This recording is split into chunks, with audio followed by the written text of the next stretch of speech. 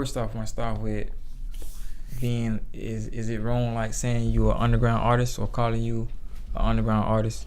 Not at all. I actually embrace that. Okay. I embrace that. I feel as if a lot of artists, especially in the city, because a lot of time people get caught up in the, I guess, local artists like tag, Yeah. or whatever. And me personally, I've never been a fan of that. Yeah. And I learned that years ago when I used to go to open mic Mondays at in the Wexo. Okay. And I never forget, used to hearing T.W.A.N, he'll be like, y'all not local artists, y'all are independent artists. It's just the world don't know about y'all yet. Okay. So from that standpoint of me hearing that, like 10, 11 years ago, that kind of stuck with me. You feel me? Because even if you look at some of the artists now that's popping, that's not even from here, but that's independent artists. Okay. All I'm saying, for the most part, they may be considered local, I guess, in their region. From where they at. But they're not. They're independent artists. They just have a little buzz and, whatever. So I don't really believe in that term. So I do wholeheartedly embrace the underground artist aspect. I love it. So T.W.A.N kind of got you on that. Mm-hmm. And just, just from what I learned about the business, you feel what I'm saying? It's imperative that all artists see themselves as underground artists or just indie artists. You feel what I'm saying? And not conform to that local mindset of that title. Mm-hmm. Because once you put that title on yourself, you're eventually gonna have that mindset. Okay. You feel what I'm saying? And that's that's a ultimate no. So yeah, man. So what got you into the game, or what influenced you to start making music? Boy, shit. Well, first and foremost, I've been doing this since I was a kid, man. Like, I think the first time I ever had a microphone in my hand, I was probably like 7 to 8 years old. Mm-hmm. And shout out to my pops, you feel me? Cause he was the one that actually introduced me to music. Mm-hmm. And he used to have a in-house. Well, he still to this day have an in-house studio. So that was my introduction to music through him. And he used to be a lead singer of a band called As One back in the day. And he also used to be a DJ. It's like, you remember a club after 11. It used to be on Beaver Street. Mm-hmm. He helped start up that club, and he was the first DJ ever of that club. On top of still, singing in the group, whatever. Like, they had a record deal and everything, but that didn't come to fruition because their producer, unfortunately, had ended up passing away. Okay. So that kind of, messed up the whole group and everybody. The chemistry wasn't the same. So you come from a line of musicians, then you can say. Yeah. Okay. Yeah. So for me, that's where it all started at, and then from there, just honing in on my craft. And I know, fast forward, like 2003, me and my cousins, we was a part of a gospel rap group called BFB, Blessed Faith Boys. Okay. And that probably lasted maybe a year. Mm-hmm. And everybody went their separate ways, and from that point I started doing the type of hip hop that I always wanted to do, which is like traditional, like hip hop.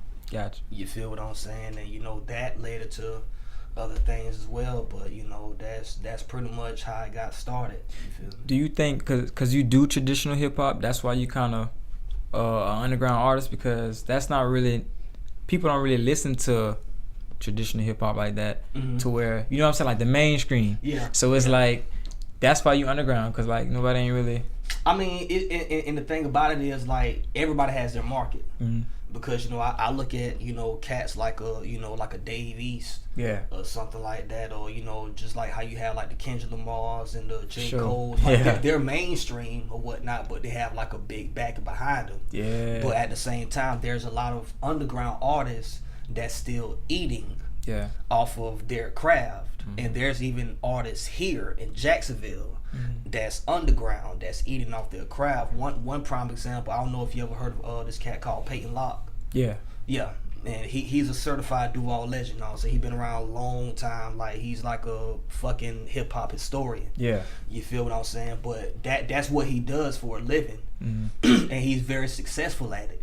So, just seeing stuff like that, and like I said, just learning the business and just looking at stuff like that, that's what kept me motivated. Gotcha. And knowing that I don't have to be mainstream. I got you. To not only do what I love and still eat. You feel me? So just being exposed to that, like if that wasn't motivation, it's like.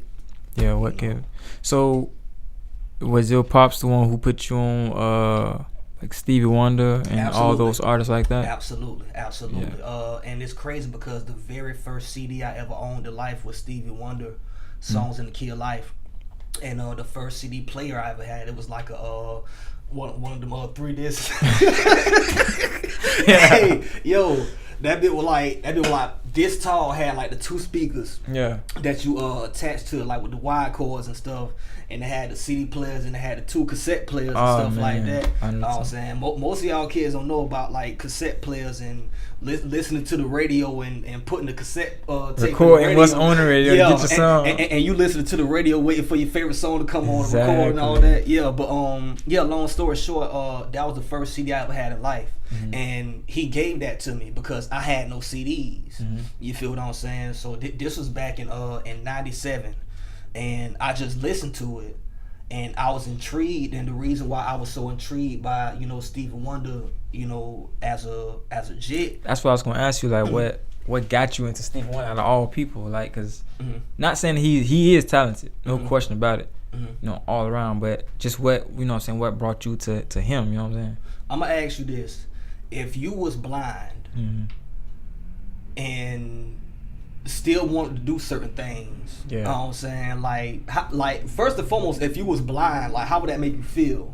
Yeah, you feel if you could see and then you was blind, you gotta have a new perspective on life. So the fact that this man having the disability that he had, that he has still to this day, gotcha, and was able to not only be able to sing, but to write, record, arrange, produce all of his music, majority of his music throughout his whole career, just like a Ray Charles, you gotta respect it. You gotta respect it. So that for me personally, that's what attracted me to him, knowing that he had that physical element and was still able to put out so much great things, great music, and with every generation from the 60s to the 70s to the 80s. Cause I think at my peak, I probably had like a good, probably like 15 to 16 of his CDs that he put out. And I listened to every last one of them from front to back. Yeah. And I studied them.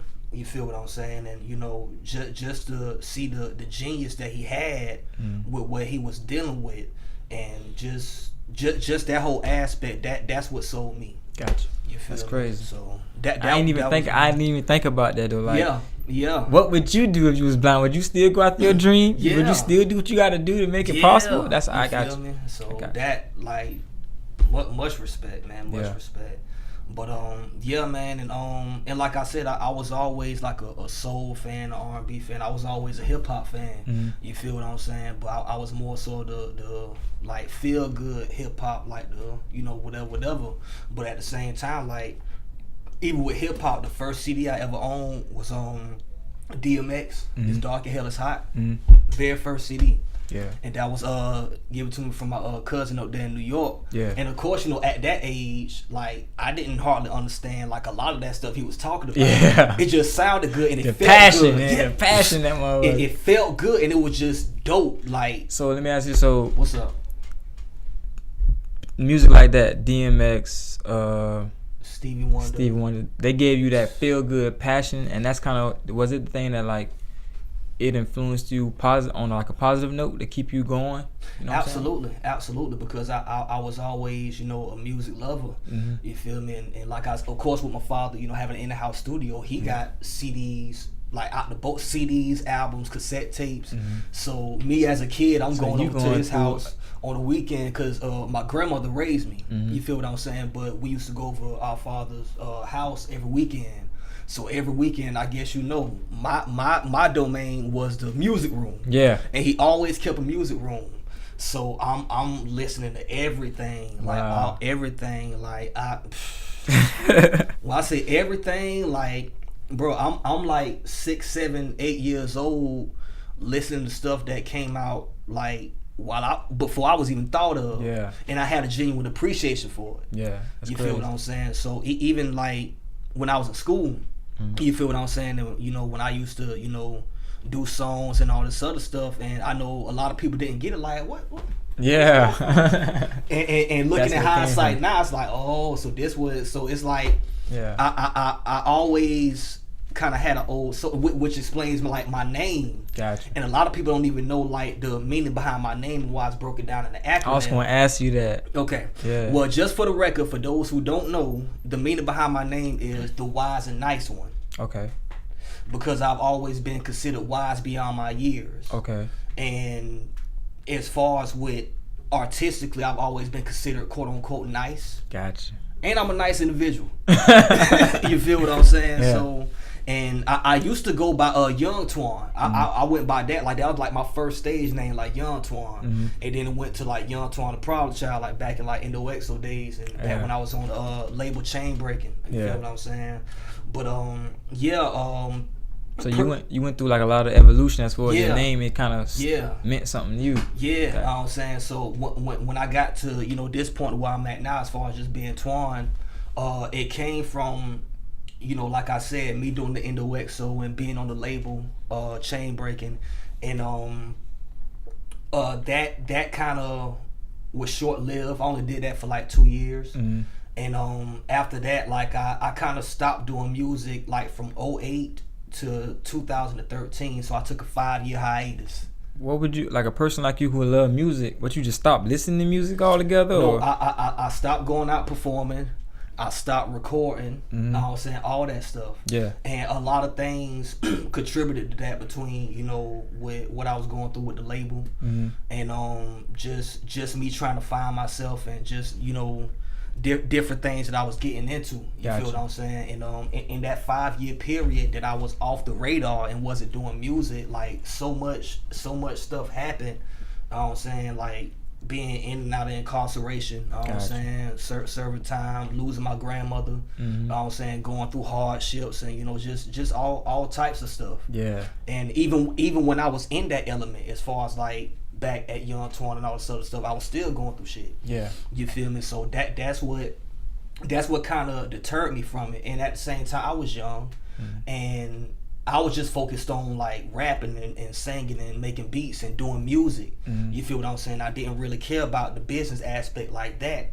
And a lot of artists, they get caught up in that, and they end up getting hurt. Gotcha. So you just matured on both ends. Right. Like. So pretty much in the period of those 5 years, that's what happened to me. I learned myself. I learned the business. I learned, I was saying, everything. Gotcha. So when I came back to doing music, this was January 2013. I was at the Real Team for the show called The Cypher. Yeah. And I never forget, because I had went there the week before just to get the feel of everything, to see, you know, whatever. So I seen that the artists that they had at the time, they did the type of hip hop that, you know, I always, you know, love. Gotcha. So I said, okay, next time I come, I'm gonna perform. So boom, I go there one night and I performed. It was a packed night that night. So I went up there and I did one song. And mind you, everybody who went before me, nobody was feeling. Gotcha. It kind of fucked up the whole place, and there was a lot of people. So you gotta win those people back. After going after these people, you feel what I'm saying? So boom, I get on stage. I only did one song. On God, after I got through performing, like the whole building went crazy. Gotcha. I never looked back since. Gotcha. And it's been on ever since. So what don't you do like a show every year, like a special type of event every year you put together or something like that? Or? No, I mean, as far as what, you know, the past few years, man, I just been, you know, doing shows. Like outside of open mics, I'm saying regular open mics and stuff like that. Yeah. You know, whatever show present itself to me. As far as shows that I've put together personally, the only show that I've put together that, you know, was a big show was my album release show. That's what it was. Yeah. Okay. And that was in September of 2016. All right. And like still to this day, people talk to me about the show because like it was a great turnout. everybody who opened up for me, like all the dope artists, you know what I'm saying, they rocked it, did their thing. You feel me? And just the whole presentation of the album, because I had went on a big promo run. For when I dropped my Assassination mixtape, and I dropped that in 2014. So little did people know, like when I dropped Assassination, I was already working on the album. So started recording for the album. It was majority produced by, you know, my bro Bernard Jones. You know, shout out to him. I pretty much executive produced the whole album. You know what I'm saying? Also shout outs to B Money. You know what I'm saying? He was another executive producer and who recorded, mixed and mastered the whole album. But yeah, man, like with that, you know, that kind of raised a lot of awareness. But before the album, I had been doing so many shows to where, like, I had proven everything. I had proven that I could put on a great performance. I had proven that I could rap my ass off. I proven that I was artistically just, you know, dope as people, you know, consider me. But the one thing I hadn't proven at that point is that I could put together a cohesive body of work that people can appreciate years from now. And that's where the album came in. And even still to this day, like, people still bumping it. People still like appreciate it. Because it's I feel like it's like when I was saying earlier, when I was saying how you underground and nobody really listen, what I was meaning is, like, you know, the popular crowd listens to the popular radio music, but it's people that listen to underground music and that we don't know about. It's kind of hard to run into them, you know what I'm saying? And the crazy thing is, like, even the popular music, like, a lot of that stuff I listen to. Like, one thing about me, and I don't want it to be a misconception, like, I just love music. I don't care if it's country. I don't care if it's nerd rap. It's kind of hard listening to country music, though, for me. The thing is, it's like, of course, it's all a preference. You feel what I'm saying? But I guess, speaking for me personally, my thing is, as long as it's dope, as long as that particular artist put the time and the effort, good. And as long as that artist put the time and the effort in their work, you feel what I'm saying? That's like all the stuff you hear on the radio, like the trap rap and the, you know what I'm saying, you know, the turn up music. I don't say a lot of that stuff I listen to. Some of that stuff I even got on my phone. Now, do I get super inspired by it? No. You feel what I'm saying? But I don't shut it down like, oh man, that's BS. Because if you look at it, every single genre of music have different subgenres. You feel what I'm saying? That's like country music. You know, you have different, you know, alternatives. Bluegrass and all that. Rock music, you got heavy metal. You got, you know what I'm saying, like classical rock. You know what I'm saying? With hip hop, you got the conscious rap, the backpack rap, trap rap. You know what I'm saying? You know, emo rap, all that stuff. I still don't know I don't know the difference between the backpack and the conscious. I kind of always thought they were kind of like two of the same to me. I mean, to me. And that's the thing, like, and even with the new single that I just dropped, For the Real, which is going to be on my sophomore album, my second album. The first line I said was, I ain't a conscious rapper, just a rapper that got a conscience. As far as killing you niggas, I got it honest. If I ain't feeling you niggas, I probably bomb you. Flash on the side of your shit, like the Charger. The hidden gem that managed to shine through the surface. My spirit is to balance my time and my purpose. I'm still a trend that's stamping the sign through the circuit. I'm built to win, open the blinds and the curtains. Blood told me don't let her breathe and apply the pressure. Now everybody who ain't believe me, they got the message. This shit is different, it's really different. I try to tell them I transformed in a new dimension and found the treasure. And all I'm seeing is grown men typing and random ranting. This the part where I get you niggas some granny panties. Nigga threw shade the moment I got my turn. You don't like it, they ain't under my concern. So that's pretty much me saying that I don't put myself in the box as far as with that, even though a lot of people put me in the box of a conscious rapper. That's not what I am. I'm a hip hop artist. You feel what I'm saying? Cause it's like, prime example, like even somebody like a Jay-Z. You feel what I'm saying? Like, he not no conscious rapper, even though he can get to that point. You feel what I'm saying? I'm one of those things. I'm one of those artists to where I could do anything. I could do the conscious rap. I could do the trap rap. I could do the spiritual rap. I could do all of that because from a personal standpoint, I've been exposed to all that. Like just on some real nigga shit. You feel what I'm saying? So where you at with the sophomore album? Like, as far as who you are, because you say like each project you drop or the name that you had, you kind of at a certain stage. So where are you now with this sophomore album as a person? With the sophomore album, it's pretty much me displaying, you know, just like you said, where I'm at now. Because with the first album, I was pretty much giving people, you know, certain highlights of my life. Gotcha. That shaped me to be who I was at that point. That's where we at now. You know what I'm saying? You know, this sophomore album. Yeah. You feel what I'm saying? You know, it's time to bring that feeling back again. Yeah. So that's what it is, man. And I know as far as I know, we were speaking on like the underground scene, the underground hip hop scene. I know one person in particular. You know, shout out to my sis Kia Flow. I forgot. I was going to ask you. I was like, how much did she influence you? Because I see that she's. And let me tell you something, man. Me and Kia Flow, because I have 5 siblings. I'm saying, shout out to all my siblings. I'm saying, shout out to TJ, Carlitha, Keisha. I'm saying, you know, all my siblings, man. Me and Kia, we're the only ones who have the same mama and daddy. Okay. You feel what I'm saying? It's the reason of the same last name. Yeah.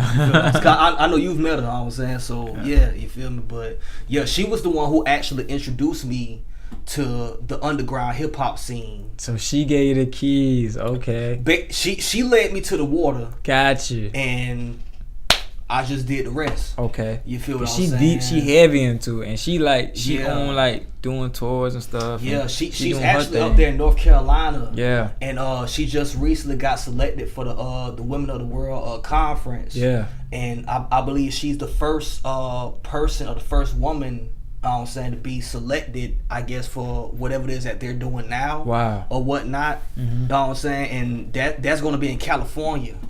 You feel what I'm saying? She doing her thing, man. Yeah, man. So big shout out to Kia Flow, man. I'm glad you brought up, cause so did she influence you as far as like?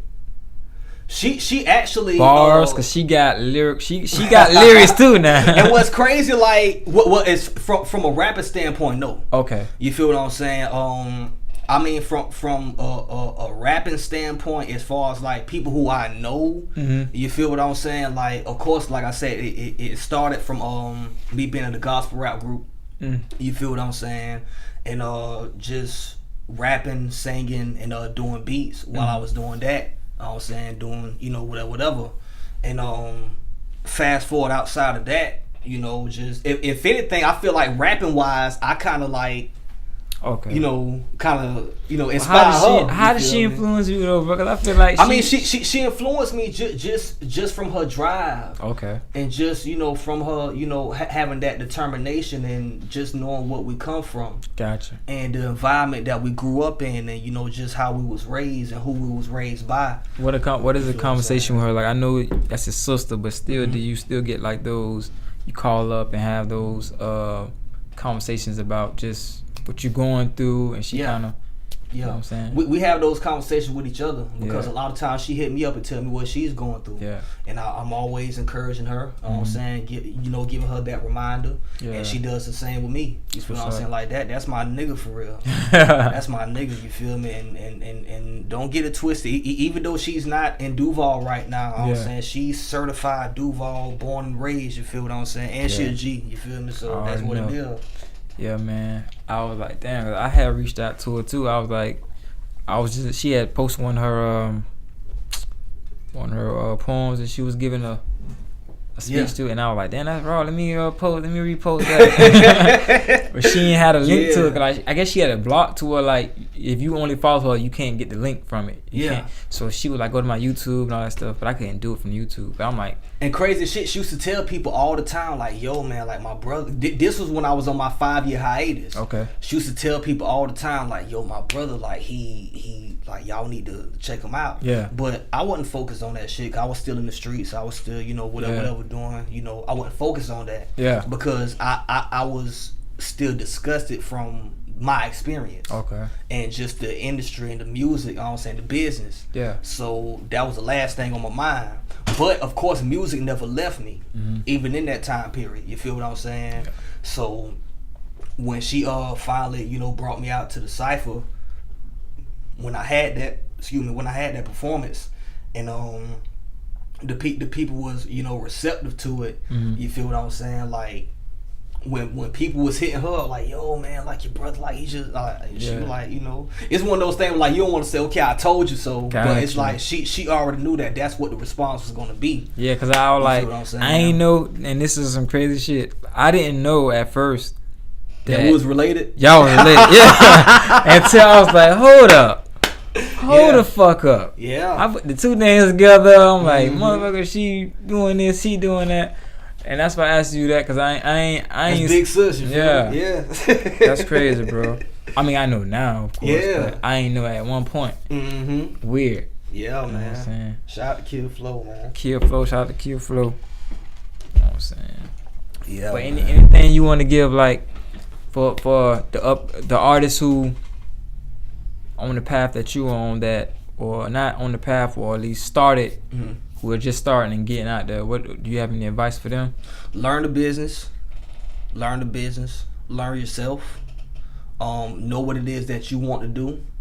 Do the type of music that you want to do, because a lot of times, a lot of artists, they get caught up in doing what's popping, and they do what's popping because they're so focused on being heard.